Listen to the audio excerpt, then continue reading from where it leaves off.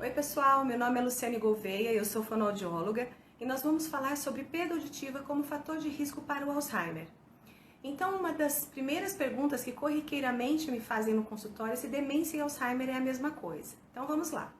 O que confunde e faz com que as pessoas achem que toda demência é Alzheimer é a alta incidência da doença. O Alzheimer ela é um tipo de demência e o tipo de demência mais comum.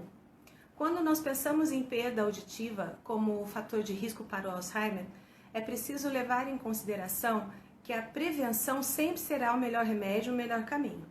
Por isso, é tão importante incluirmos no check-up dos nossos idosos a avaliação auditiva. Pesquisadores dizem que a relação perda auditiva e demência pode acelerar em até 3 anos a evolução da doença. Perceba que é uma informação muito relevante, de extrema importância, a busca pela prevenção, não é mesmo? Para que entendamos um pouco melhor, então, na doença do Alzheimer é um acúmulo anormal de proteínas dentro do cérebro que se formam ao longo de muito tempo, né? Cerca de 15 a 20 anos. Diante disso, o cérebro usa mecanismos próprios para contrapor esse acúmulo. Quando a pessoa tem grande desenvolvimento cognitivo, ela consegue ter mais estratégias para compensar as suas dificuldades. Por exemplo, um indivíduo que pesquisou muito, que leu muito ao longo da sua vida, acabam tendo esses indivíduos maior quantidade de qualidade das conexões de sinapse. Então, quanto mais sinapse se tem, melhor será para manter as funções cerebrais. E ao perder a audição em nível moderado ou grave, diminui-se o estímulo auditivo, que é importantíssimo para manter e promover as redes de sinapses dentro do cérebro e a sua reserva. Então, ao avaliarmos um idoso, nós precisamos nos atentar para a sua audição. Estudos apontam que a perda auditiva pode estar relacionada ao desenvolvimento de demências e do Alzheimer.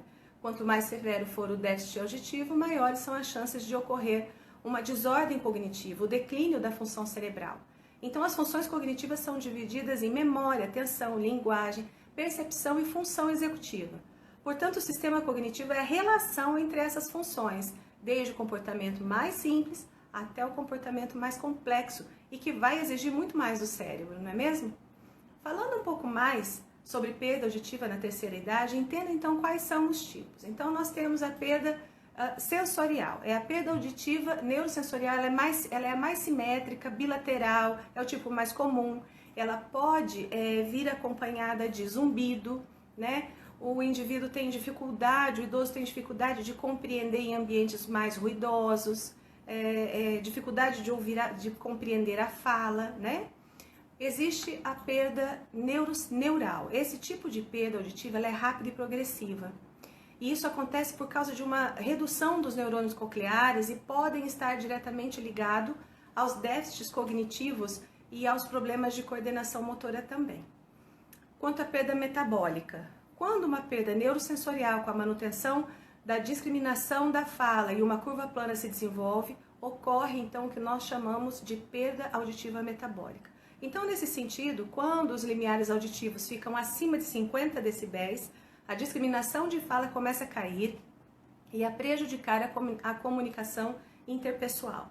Na perda mecânica, a perda auditiva ocorre quando a membrana basilar está enrijecida e as características de ressonância do duto da cóclea sofrem alterações. Alguns fatores podem contribuir para o desenvolvimento ou agravamento da perda auditiva na terceira idade, que são as infecções, hipertensão, diabetes. Quanto às infecções, os problemas são sérios e precisam ser tratados o quanto antes, pois elas estão diretamente ligadas à perda da audição, como meningites, otites. A hipertensão ela ajuda a acelerar a degeneração do sistema auditivo, isso porque a pressão alta prejudica a circulação sanguínea, fazendo com que os vasos se contraiam e dificultem a passagem do sangue. Em relação ao diabetes, é um dos fatores que podem ocasionar a perda auditiva, isso porque ela influencia negativamente em 3 sentidos. Então vamos lá, primeiro, elevados níveis de glicose no sangue, esses níveis altos são responsáveis por desenvolver alterações químicas nos nervos do ouvido interno e vasos sanguíneos, dificultando assim a capacidade de transmissão do som. A sensibilidade é o segundo fator, há alguns materiais que são utilizados na fabricação do próprio aparelho auditivo, então a diabetes aumenta a vulnerabilidade, fazendo com que se desenvolvam infecções no canal auditivo. E por último, o estreitamento das paredes da cóclea. Esse é um dos problemas mais sérios desenvolvidos pelo diabetes. Além disso, ela também incentiva a perda das células capilares do ouvido interno, que são indispensáveis e responsáveis pelo equilíbrio e a audição. Então, quais hábitos agravam o quadro da perda auditiva? Um dos principais que agravam muito a perda auditiva é não seguir o que foi recomendado pelo fonoaudiólogo. Em primeiro lugar, usar o aparelho auditivo quando lhe for recomendado. Esclareça para o idoso, você familiar, que essa ferramenta o ajudará a ter uma melhor qualidade de vida. Ele poderá fazer todas as suas atividades sozinho, ou a maioria delas, como falar ao celular, assistir televisão, andar nas ruas com mais segurança, né? Ao realizar então o tratamento adequado, o idoso conseguirá recuperar a sua identidade pessoal e terá uma vida social mais ativa. Quais são as consequências da perda auditiva para o idoso, então? Além da baixa autoestima, um dos primeiros fatores são os emocionais, né? Lembra quando falamos sobre sintomas de Alzheimer em relação à capacidade de resolução de problemas? Então, a confiança para a tomada de decisões e enfrentar os desafios do dia a dia. A partir desse comportamento poderá aparecer as crises de ansiedade, de depressão. Então perceba a íntima relação da perda de audição com o Alzheimer. O isolamento social é outra situação. O indivíduo não consegue conversar com muitas pessoas ao mesmo tempo, pede constantemente para que frases sejam repetidas, é algo que deixa o idoso bastante cansado e até mesmo envergonhado. Com isso, ele prefere se isolar da sociedade, né? Evitar participar de encontros de família, não sai mais para se divertir com os amigos, né? Nesse momento é preciso ter cuidado para evitar que um quadro de depressão se instale, né? Então, que ele venha a desenvolver quadros clínicos que requeiram mais ajuda, né? Então, a perda auditiva na terceira idade merece um acompanhamento próximo para não deixar que o idoso fique triste e com baixa autoestima. Ele deve manter relacionamentos saudáveis, familiares, sociais, se ainda trabalha. Portanto, trabalhe junto do fonoaudiólogo para que o tratamento seja o melhor possível, com o maior número de orientações. A família é importantíssima nesse processo. Por isso, deve estar envolvida durante todo o processo de tratamento. Nesse momento, o que eu quero deixar para vocês é que a perda auditiva em relação ao Alzheimer é considerada como um fator de risco modificável.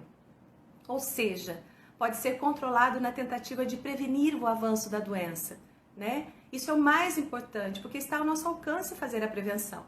Afinal de contas, os fatores de risco modificáveis, eles representam cerca de 40% das demências que, portanto, poderiam teoricamente ser prevenidas. Como funciona, então, a perda auditiva nos idosos, né? O surgimento do problema está associado a diferentes variantes, como fatores hereditários e até mesmo determinadas condições de vida, né? Veja, quem esteve mais exposto a ruídos durante o desempenho da sua atividade profissional ao longo dos anos pode ter maiores chances de desenvolver um déficit auditivo, né? Uma das questões é que a dificuldade para ouvir atrapalha bastante a inteligibilidade da fala. Isso quer dizer que o idoso ouve, mas não compreende tudo que foi dito e perde parte, muitas vezes, da mensagem. Veja alguns sinais que o idoso está com algum tipo de perda auditiva. E preste atenção nesses sinais. Então, volume alto da televisão, zumbido, solicita frequentemente que frases sejam repetidas, sensação de ouvido cheio ou fechado, sons de diferentes origens o incomoda muito. Estes são apenas alguns sinais, tá? Para que se faça a avaliação audiológica, porque a busca pelo atendimento especializado sempre é o melhor caminho, né, pessoal? Sendo assim, não se deve esperar a dificuldade auditiva piorar para pensar em colocar os aparelhos auditivos caso seja indicação. Isso seria minar aos poucos a própria independência do idoso, né? Se pararmos para pensar, os aparelhos auditivos não só melhoram a audição, mas também contribuem para a preservação das funções cerebrais. E aí está a relação com o Alzheimer, sem falar na qualidade de vida do idoso. No que diz respeito às perdas auditivas, podemos e devemos incentivar então os nossos idosos a usarem o aparelho auditivo após a audição ter sido avaliada e detectada alguma alteração como a presbiacusia. A presbiacusia, então, é o envelhecimento das células auditivas. É algo bastante comum. No caso da perda auditiva, devido à idade, o mais frequente é que apareça a partir dos 60, 65 anos. Além disso, esse problema não afeta apenas o ouvir em si, mas também outros aspectos importantes da vida, entre eles o bem-estar e as relações interpessoais. Isso acontece porque a audição é a parte essencial da comunicação humana. seja com familiares, amigos, reuniões sociais. E porque a perda auditiva pode causar então demência? O cérebro recebe a informação sonora, seja um interlocutor ou um instrumento, enfim. É ele que recebe os sons advindos do ouvido e então interpreta-os, transformando em significado. Quando há sinal de perda auditiva, é porque estes sons deixaram de chegar ao cérebro ou chegaram com má qualidade.